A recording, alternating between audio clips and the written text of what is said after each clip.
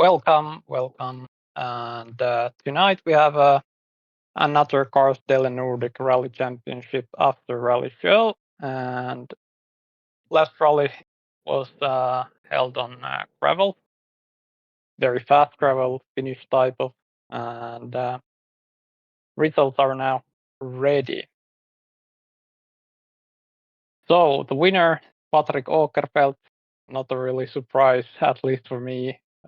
We speculated with Jonas last time that Patrick is strong pretty much everywhere, so he keeps going there as well. And this time P2, Tommi Mäkinen, who has been fast in other championships, but now he hasn't been driving that much in this series, only one or two rallies, but seems like he's now back on pace and good results.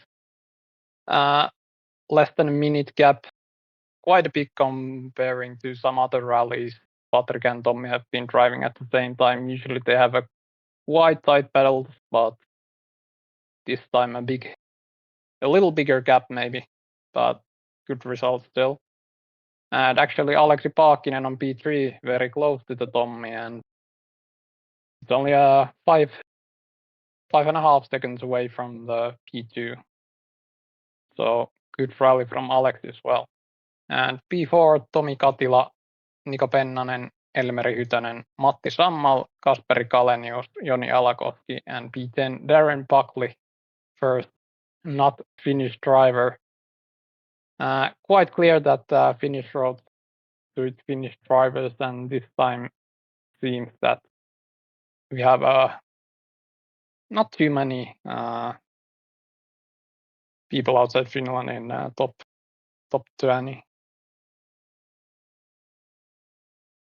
And actually seems like we also lost some big names as well there. I think at least Jurek didn't finish at all, he crashed. So that's a big shame for the battle. And here we have the power stage results as well. Patrick fastest there, and Tommi, Aleksi, Elmeri, Niko. So pretty much the same as the final result. Only P4 Tomi Katila wasn't in power stage top 10, but otherwise looks pretty much the same as the top 10.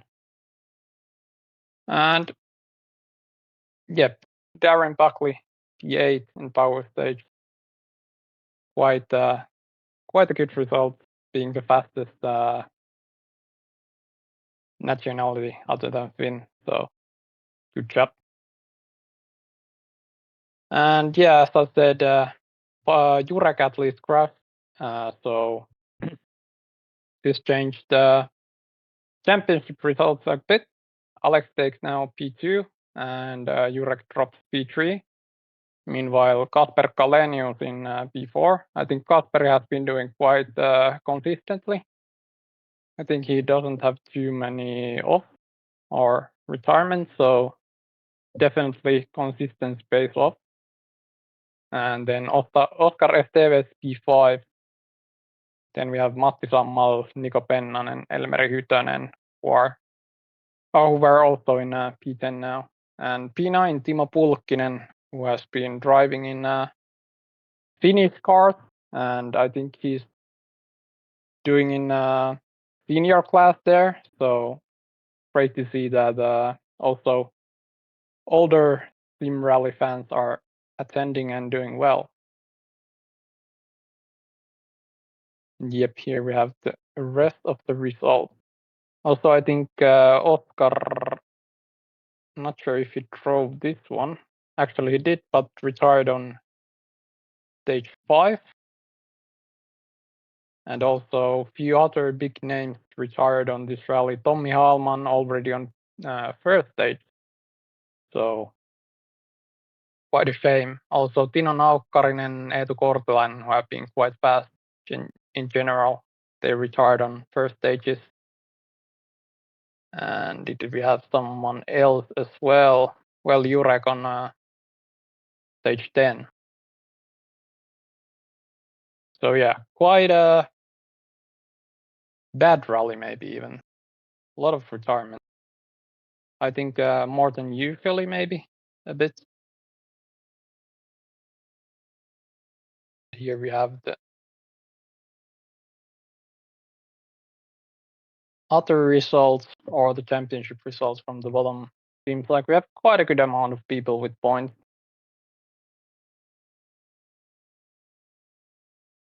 And I saw Tommi Mäkinen was already above in the list, so he has gathered some points, but far away from the championship battle, which will be pretty much for the Patrick now. And then we have the Nations Cup. Finland keeps leading. I think Germany passed Poland.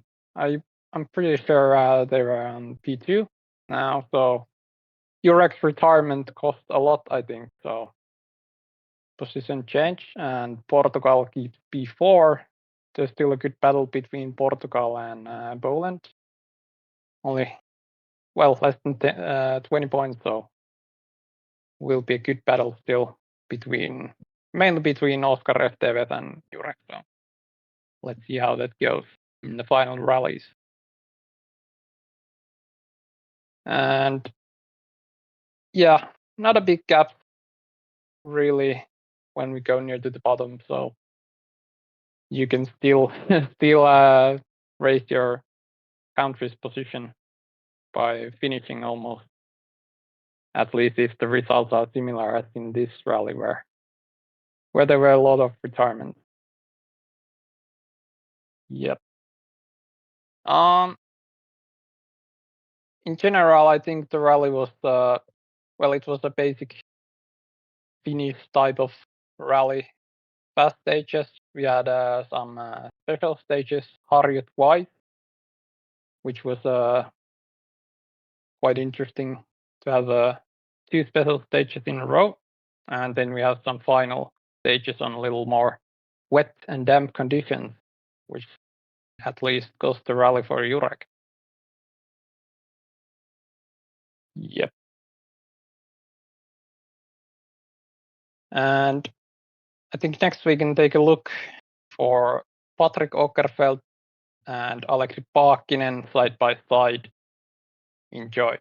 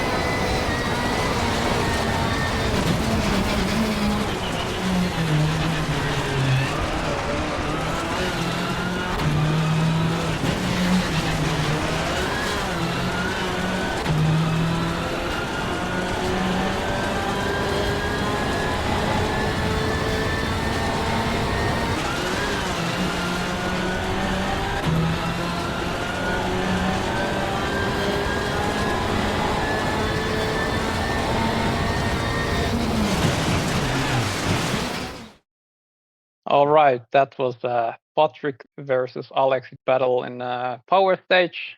Wet Myhimpää. Alex was third fastest there, 10.2 behind Patrick, and Tommi Mäkinen was in between, just 1/10 in front of Alex. So good battle between Alex and Tommi there. Yeah, one interesting thing we also talked about last time with Jonas Lönn was KARS. We got the new Toyota Yaris Rally 2, and it seems that we have some drivers competing with it, but we were speculating a bit because it's not really fastest on stages like these, so fast finish gravel because the limited top speed. But it seems that at least Niko Pennanen was driving Yaris, and he was doing quite well, being in fifth position. But then again, we have only few Yaris drivers on the list, so mostly people are going with the Fabia, which was quite maybe even obvious choice because it's quite stable and fast. Meanwhile, I don't think the Yaris is bad, but I think it fits better for the next rally. We can actually take a look to the road book of the next rally very soon. First, we can have a little ad break. In the blur of the track, where engines roar,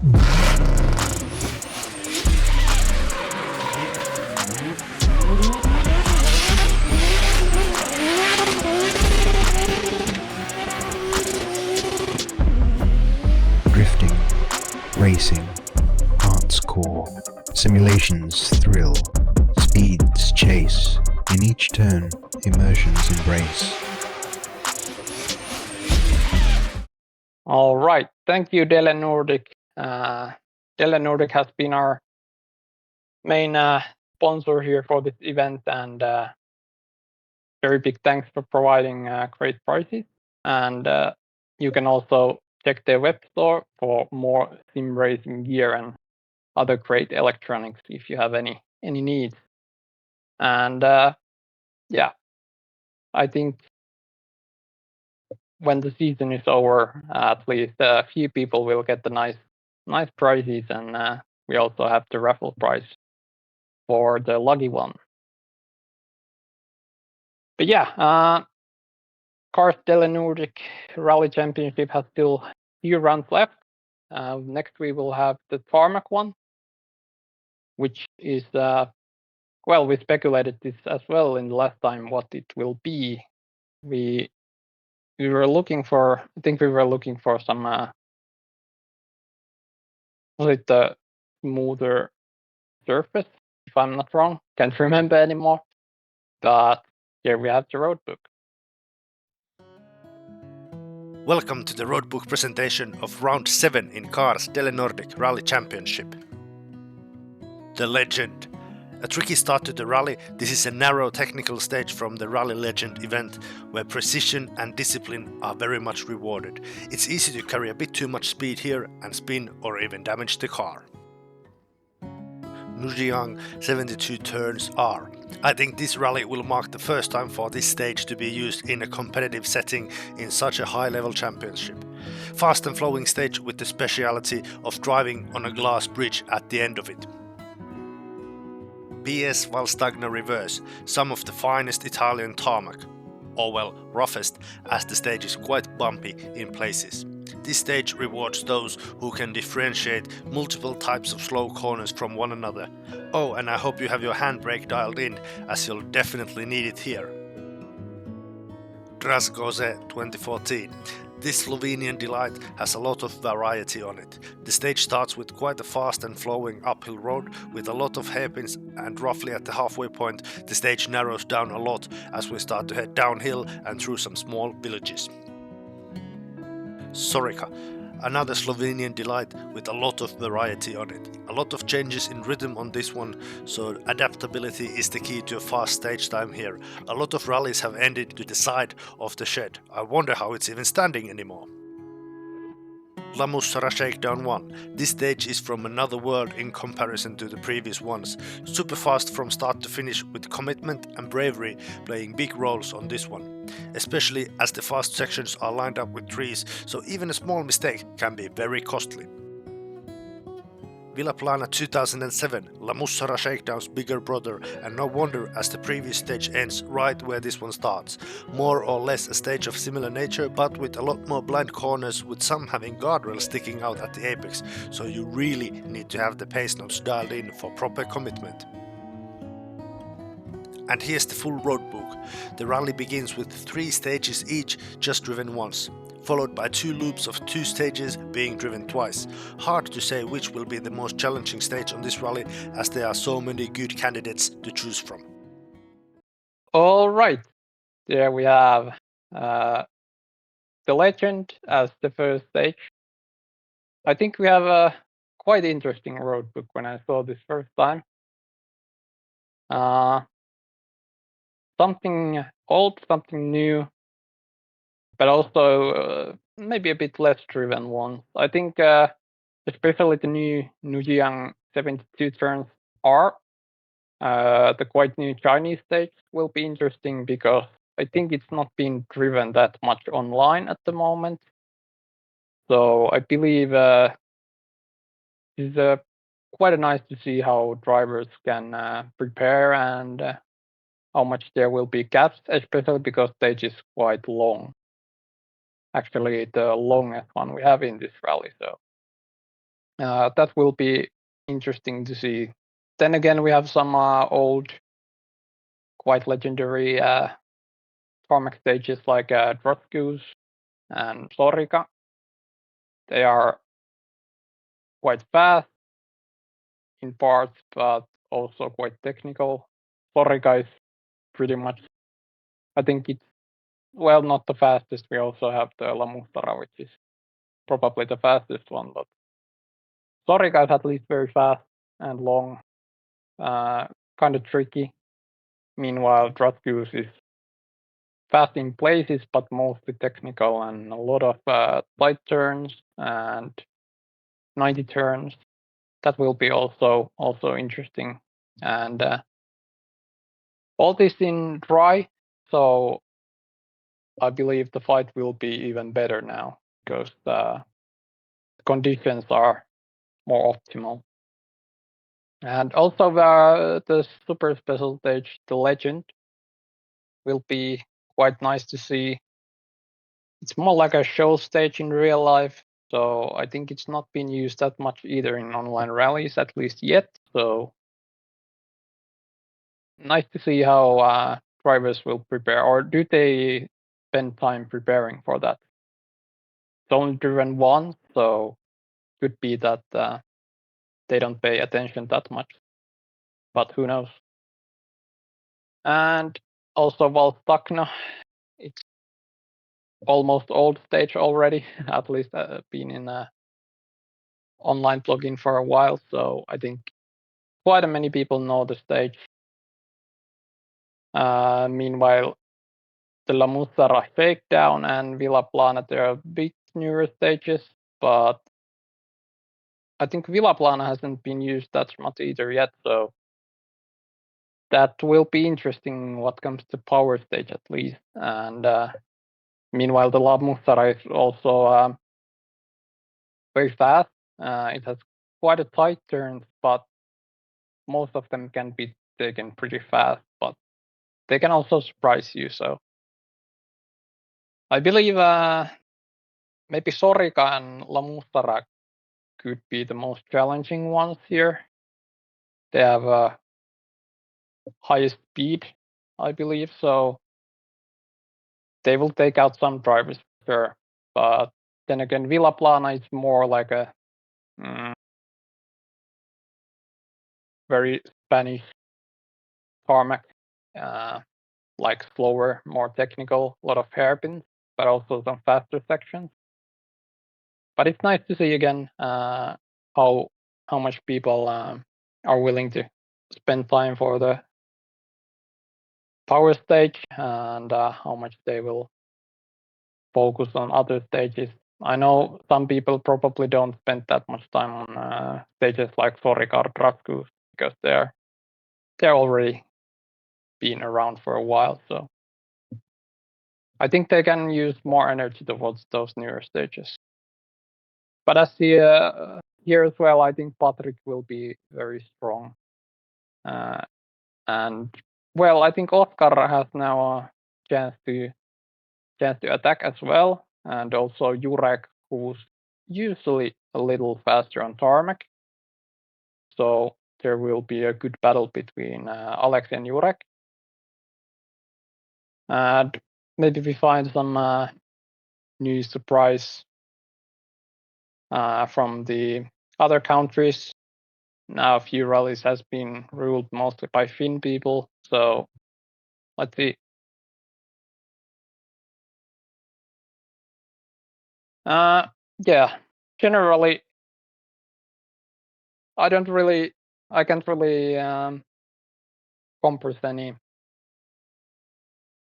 big idea about this. Like, I mean, not really following any certain type of rally because it has a quite different type of tarmac.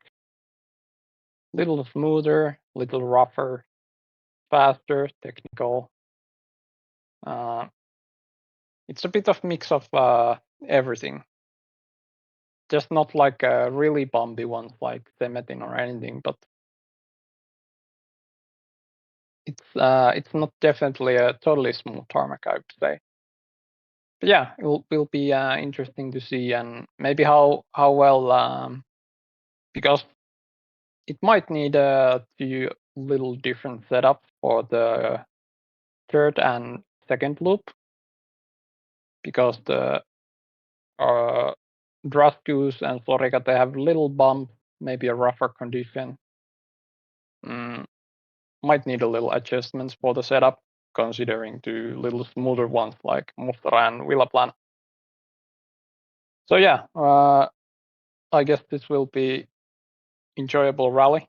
At least those stages are really nice, and yeah, I hope we see a little less crashes this time. At least the road surface should be a little better now because it's dry and in general better grip. So good luck. All right, here we have the calendar for the rest. So 10th of April will be the round 7, which just looked into, and then we have the final round coming 1st of May. And final round will be mix of tarmac and gravel. I think we speculated this as well with Jonas last time. It will be, or it might be, I don't know, but we speculated that it might be like a Polish type of maybe some Polish gravel and tarmac, because we have quite a good selection of those. But then again, might be some Czech one. Who knows? But definitely interesting because it will be mixed. So you really have to pay attention, and there you definitely need two different setups, assuming gravel and tarmac are in separated loops. But yeah, we will see that in the next show when we release the final road book. So yeah, few more after shows left for this championship before we're done. It's been a nice so far, and let's hope we will get the good battles for the final rounds. I'm not sure if Patrick already has won the championship, or is there a chance? I think there is still a chance because we are very generous with the points. So there might be a little chance, but he has been doing so solid that I would bet my money for Patrick. But interesting to see how Jurek Alexi battle goes. Then we had also other tighter battles in top 10. So let's see. Yep. See you next time, and good luck for the tarmac